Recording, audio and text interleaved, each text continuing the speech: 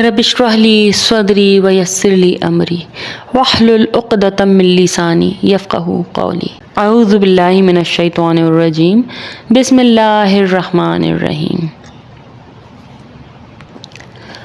सूरह बकर आयत नंबर 46 यानी कि 46 से।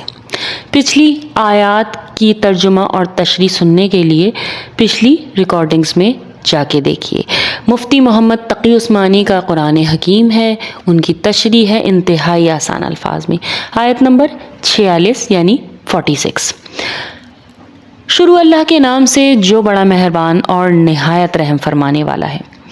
अल्लज़ीना यज़ुन्नूना अन्नहुम मुलाक़ू रब्बिहिम व अन्नहुम इलैहि राजिऊन। जो इस बात का ख्याल रखते हैं कि वो अपने परवरदिगार से मिलने वाले हैं और उनको उसी की तरफ लौट कर जाना है। यहाँ पीछे बात हो रही थी कि नमाज भारी ज़रूर है मगर उन लोगों के लिए नहीं जो खुशू और खुजू के साथ पढ़ते हैं, ध्यान से और आजिज़ी के बाद, और जो इस बात का ख्याल रखते हैं कि वो अपने परवरदिगार से मिलने वाले हैं, यानी रब की रज़ा हासिल करने के लिए। आयत नंबर 47। या बनी इसराईल ज़कुरू निअमती अल्लती अनअमत अलैकुम व अन्नी फद्दलतुकुम अलल आलमीन। यहाँ फिर बनी इसराइलियों से जिक्र हो रहा है। ए बनी इसराइल, मेरी वो नेमत याद करो जो मैंने तुमको अता की थी, और ये बात याद करो कि मैंने तुमको सारे जहानों पर फजीलत दी थी। बनी इसराइलियों पर ही तमाम के तमाम नबी नाजिल फरमाए थे अल्लाह ताला ने उनकी हिदायत के लिए। उसके बाद आखिरी नबी सल्लल्लाहु अलैहि वसल्लम अरबियों में आए थे तो उन पर किताबें नाजिल हुई थी। ये तो जो नेमत है ये एक बहुत बड़ी नेमत थी जो अल्लाह ने बनी इसराइलियों पर नाजिल फरमाई थी, जिसको अल्लाह मियाँ याद करा रहे हैं अल्लाह ताला। आयत नंबर 48। वत्तक़ू यौमल ला तज्ज़ी नफ्सुन अन नफ्सिन शैअन वला युक़बलु मिन्हा शफ़अतुन वला युख़ज़ु मिन्हा अदलुन वला हुम युनसरून। और उस दिन से डरो, यानी पहले नेमतों को याद करो शुक्र अदा करते लेकिन नाफरमानी की, और उस दिन से डरो जिस दिन कोई शख्स किसी के कुछ काम नहीं आएगा, ना किसी से कोई सिफारिश कबूल की जाएगी, ना किसी से किसी किस्म का फिदिया लिया जाएगा, और ना ही कोई मदद पहुँचेगी। दुनिया में तो फिदिया देकर इंसान अपनी जान छुड़ा लेता है, ईद देकर जान छुड़ा लेता है, कोई सिफारिश कर लेता है, लेकिन उस वक्त सिर्फ़ और सिर्फ इंसान के आमाल और उसका अमल काम आएगा और उसका दीन उसके काम आएगा। आयत नंबर 49। व इज़ नज्जैनाकुम मिन आली फ़िरऔना यसूमूनकुम सूअल अज़ाबि युज़ब्बिहूना अबनाअकुम वस्तहय्यूना निसाअकुम व फ़ी ज़ालिकुम बलाउम मिर रब्बिकुम अज़ीम।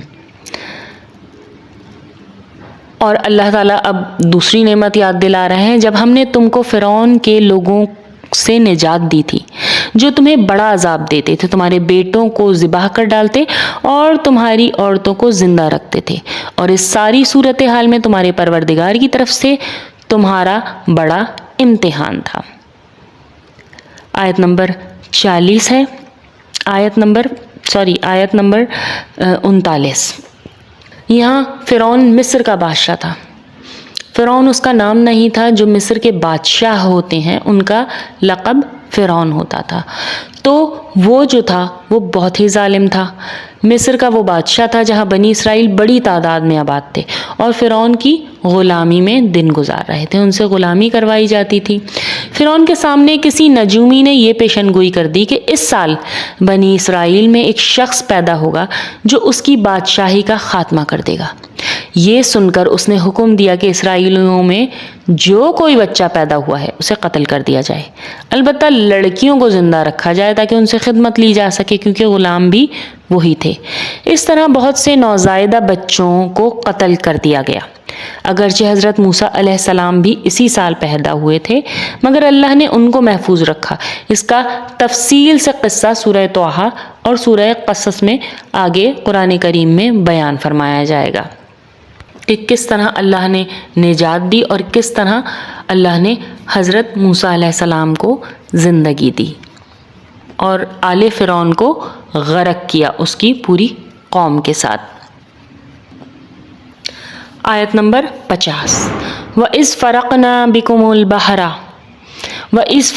بِكُمُ الْبَحْرَ فَأَنْجَيْنَاكُمْ وَأَغْرَقْنَا آلَ فِرْعَوْنَ وَأَنْتُمْ تَنْظُرُونَ۔ اور یاد کرو جب ہم نے تمہاری خاطر سمندر کو پھاڑ ڈالا تھا، چنانچہ تم سب کو بچا لیا تھا اور فرعون کے لوگوں کو سمندر میں غرق کر ڈالا تھا۔ یہ واقعہ بھی تفصیل کے ساتھ ان دونوں صورتوں میں آئے گا۔ وَأَنْتُمْ تَنْظُرُونَ، اور تم یہ سارا نظارہ دیکھ رہے تھے، یعنی تم اپنی آنکھوں سے اتنے بڑے بڑے معجزے دیکھ رہے تھے۔ آیت نمبر 51 وَوَعَدْنَا مُوسَىٰ 40 لَيْلَةً ثُمَّ اتَّخَذْتُمُ الْعِجْلَ مِن بَعْدِهِ وَأَنْتُمْ ظَالِمُونَ۔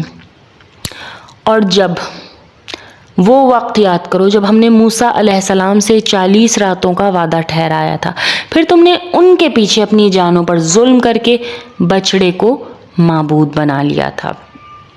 یہاں پہ ہوا یہ تھا کہ حضرت موسیٰ علیہ السلام سے اللہ نے یہ وعدہ فرمایا تھا کہ وہ کوہ طور پر آ کر 40 دن اعتکاف کریں تو انہیں توریت عطا کی جائے گی۔